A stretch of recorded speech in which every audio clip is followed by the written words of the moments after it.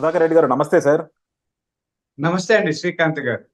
Sir, మీరు కూడా వైజాగ్‌లో 2 రోజులు దగ్గరుండి యువగళాన్ని చూసొచ్చారు. అలాగే మీరు కూడా స్టేజ్ పంచుకున్నారు. అండ్ అక్కడ లీడర్స్ అందరితో కూడా ఇంటరాక్ట్ అయ్యారు. అలాగే ప్రజలతో కూడా ఇంటరాక్ట్ అయ్యి ఉంటారక్కడ. యువగళాన్ని అంత దగ్గరగా చూసి మీకు యువగళం నుంచి అంటే ఏమనిపించింది సార్? అంటే జనాలందరూ కూడా రకరకాలుగా చెప్తున్నారనమాట యువగళంలో. బాగా సక్సెస్ అయింది, బాగా విజయవంతమైంది, జనాలు కూడా బాగా వచ్చారు. అలాగే అందరి స్పీచెస్ కూడా చాలా బాగున్నాయి. ఆహ్, అనుకున్న సందేశాన్ని జనాలకు రీచ్ అయ్యేటట్టు చేశారంటున్నారు. కానీ మీరు దగ్గరగా ఉండి చూసారు గదా! అసలు మీ అనుభవం చెప్పండి సార్ యువగళం మీద? సార్ యువగలం సూపర్ సక్సెస్ అండి. ఓకే. నేను ఆ! 3 ఏళ్ల నుంచి రాష్ట్ర అధికార ప్రతినిధిగా ఉన్నా. చాలా సభలు, సమావేశాలకు వెళ్ళాను. స్టేట్ కమిటీలో అధికార ప్రతినిధిగా ఉన్నాను కాబట్టి డయాస్ కూడా షేర్ చేసుకునే అవకాశం కలిగింది. అయితే ఇంత అద్భుతంగా జరిగిన సభ నేను ఇంతవరకు చూడలే. అంటే మిగతాది జరగలేదని కాదు. అన్నింటికంటే ఇది అద్భుతం అండి. హ్మ్. అయితే ఇక్కడ ఎవరెవరు ఎలా మాట్లాడారు ఇవన్నింటికంటే మన అన్న పెళ్లి చూపులకు పోతే పెళ్లి కొడుకు ఎలా ఉన్నారని అడుగుతామా, అందరినీ అడుగుతామా? హుహు. అంటే చూస్తాం పెళ్లి కొడుక్కి తల్లిదండ్రులు బాగున్నారా, ఆస్తుపాస్తులు బాగున్నారా, కుటుంబం బాగుందని. కాబట్టి మొత్తం మీద ఒక పెళ్లికి వెళితే అంటే పెళ్లి చూపుల్లో పెళ్లి కొడుకు, అతని చదువు, వ్యక్తిత్వం లేదా అవన్నీ చూస్తాం. అలా యువగలం అన్నది అంటే అందరూ వచ్చారండి. జనసేన వాళ్ళు వచ్చారు, మా టీడీపీ వాళ్ళు వచ్చారు, రాష్ట్రం నలుమూల నుంచి లక్షలాది మంది వచ్చారు. మధ్యాహ్నం 12 గంటల నుంచి రాత్రి 9 వరకు ఆ వేదిక దగ్గర ఉన్నారు. ఇవన్నీ ఓర్పు సహనంతో విన్నారు. ఇవన్నీ ఎందుకు విన్నారనేది అక్కడ లాజిక్ అని. హుహు. అనూహ్యంగా లోకేష్ గారు పాదయాత్ర ప్రారంభించారు. అందరికంటే అద్భుతంగా చేయాలన్న లక్ష్యంతో చేశారు. అయితే అడుగడుగున ఆయన్ని రకరకాలుగా ఎదుర్కొంటూ వచ్చారండి. అణిచివేత చేశారు. మా గంగాధర్ నెల్లూరు నియోజకవర్గంలో అయితే ఆయన మాట్లాడడానికి అవకాశం లేదు. స్టూల్ మీద నిలబడితే కూడా మైకు పీక్కున్నది, అన్ని కేసులు పెట్టారు, ఇవన్నీ తెలుసు. ఇంత గొడవలు అన్నింటినీ పడి కష్టపడి చేసిన తర్వాత ముగింపు సభ ఎలా ఉంటుందని ఎవరన్నా అడుగుతారు ఎక్కడన్నా. అంటే మనం ఉత్సవాలు చేస్తాం, దేవుడి ఉత్సవాలు ఆఖరి రోజు ఎంత వైభవంగా జరిగిందో చూస్తాం. అలా లోకేష్ గారికి జన సమీకరణ అద్భుతంగా వచ్చింది. అది మొదటి సక్సెస్. అయితే ఆయన మాట్లాడుతుంటే అండి, నేను వ్యక్తిత్వ వికాస నిపుణుడిగా లేదా సైకాలజిస్ట్గా ఆయన హావభావాలు, వ్యక్తిత్వం, మాట తీరు అన్నీ అంటే చాలా మంది చెప్పచ్చు. అంటే మనం ఒక పెద్ద మీ సమావేశంలో ఉపన్యాసాలు రాసుకుంటాము, దాన్ని ప్రిపేర్ అవుతాం. ఎవరమన్నా ఎవరో రాసి ఇచ్చారు, ఎవరో చెప్పారు, నేనైనా ఎవరైనా రాస్తాం. ఇప్పుడు ఎన్నికల ప్రణాళిక రాసుకోవడం అందరూ కూర్చొని ఆ డెలివరీ ఎలా ఉంది, హావభావాలు ఎలా ఉన్నాయి, మనసులో నుంచి వచ్చిందా లేదా, ఎలా చెప్పారు ఆయన, అది అర్థం చేసుకొని జీర్ణం చేసుకొని సమస్యను చెప్పారా లేదా అన్నది ఆలోచిస్తాం. అడుగడుగున అతనిలో అనుభవము, ఆత్మవిశ్వాసము, ధైర్యము, నిజాయితీ కనిపించాయి.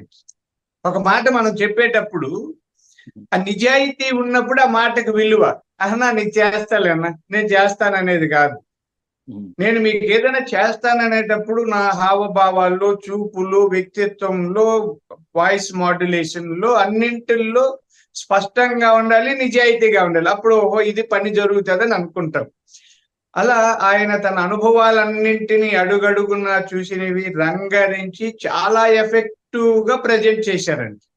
అంటే మనం ప్రజలకు తెలియజేయడంలో అదే ఒక ఊర్లో ఒక తల్లి ఎలా చెప్పింది, ఆ బిడ్డలకు లేదు ఇంకొక చెల్లెలు ఎలాంటి సమస్యను ఎదుర్కొన్నది, ఇంకొక అన్న, ఇంకొక రైతు, ఇంకొక ఇలా వాళ్ళ సమస్యల్ని విశ్లేషిస్తూ రాజకీయ కోణంలో అల్టిమేట్ గా అన్న నీ పాదయాత్ర అద్భుతం, తిరిగి చంద్రబాబు నాయుడు గారు ముఖ్యమంత్రి కావాలి, తెలుగుదేశం పార్టీ అధికారంలోకి రావాలని ప్రజలు ఏ విధంగా కోరుకుంటున్నారన్న విషయాన్ని చాలా అద్భుతంగా అంటే అరటి పండు ఒలిచి నోట్లో పెట్టినంత స్పష్టంగా ప్రజలకు చెప్పారండి. అక్కడ రియాక్షన్ చాలా బాగా ఉంది, రిసీవ్ చేసుకుంటున్నారు.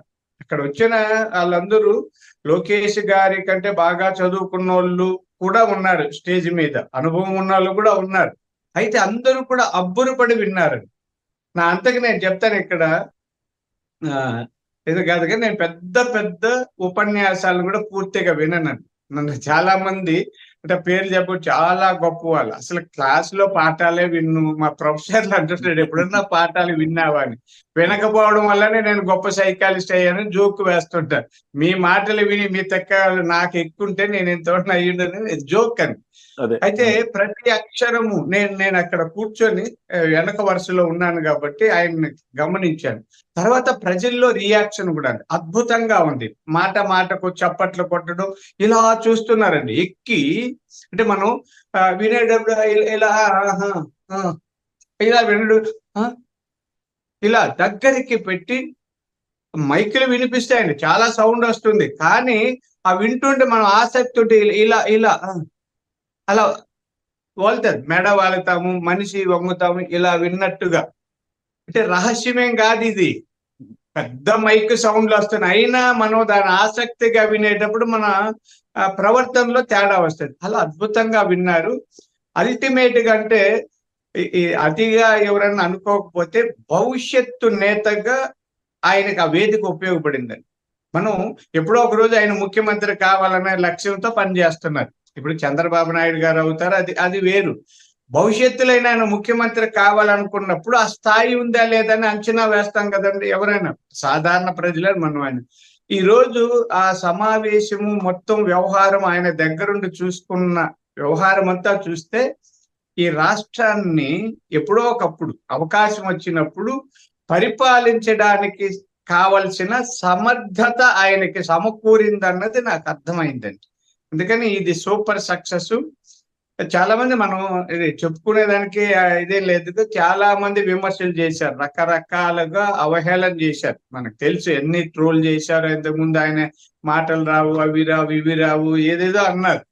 ఈ రోజు ఆయన ముందర మాటలతోనే కానీ ముఖ్యమంత్రి అయ్యాడు. కంటే జగన్మోహన్ రెడ్డి గారిని ఆయన ఎదురెదురుగా నిలబెడి పెడితే జగన్మోహన్ రెడ్డి గారికి 30-35% మార్కులు రావండి, ఆయనకి డిస్టింక్షన్ వస్తారు.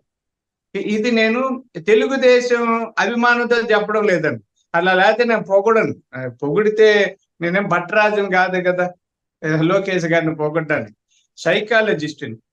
ఇప్పుడు ఈయన ఉన్నారు జగన్మోహన్ రెడ్డి గారు, అప్పట్లో బాగా మాట్లాడి ఇప్పుడు మాటలే రావు, ఎందుకు రావో ఎందుకు తెర చాటునున్నాడు తెలియదు, కానీ ఈయన అద్భుతంగా మాట్లాడాడు, నాయకులుగా ఎదిగారు, సమర్థవంతమైన తెలుగుదేశం నేతగా ఆవిర్భవించారు. దాన్ని సస్టైన్ చేసుకుంటే అలా నిలబెట్టుకోగలిగితే ఆయన ఎదురులేని నాయకుడు అవుతారు. డెఫినెట్ గా సార్, ఎందుకంటే ఇప్పుడు ప్రజల్లో ఎవరిని అడిగినా సరే లోకేష్ యువగలం స్టార్ట్ అయినప్పటి నుంచి లోకేష్ రెండుగా చూస్తా ఉన్నారనమాట. అలాగే యువగలం నవశకం ఆ ఈవెంట్ తో, ఆ లోకేష్ స్పీచ్ తో జనాలందరూ కూడా ఇంకెక్కువ అభిమానించడం మొదలెట్టారు. లోకేష్ లో ఇంత క్లారిటీ ఉందా, విషయాలపైన ఇంత అవగాహన ఉందా అని చెప్తున్నారు. అలాగే మీరు అన్నట్టు భవిష్యత్తు నాయకుడికి ఇప్పుడు పునాది పడింది అనొచ్చు అనమాట. డెఫినెట్ గా రేపు పొద్దున చంద్రబాబు గారితో పాటు పార్టీని నడిపించగల సత్తా ఉన్న ఇంకో నాయకుడు తెలుగుదేశానికి వచ్చారని మాత్రం మనం గంటపదంగా చెప్పొచ్చు. థ్యాంక్ యూ అండి, థ్యాంక్ యూ వెరీ మచ్.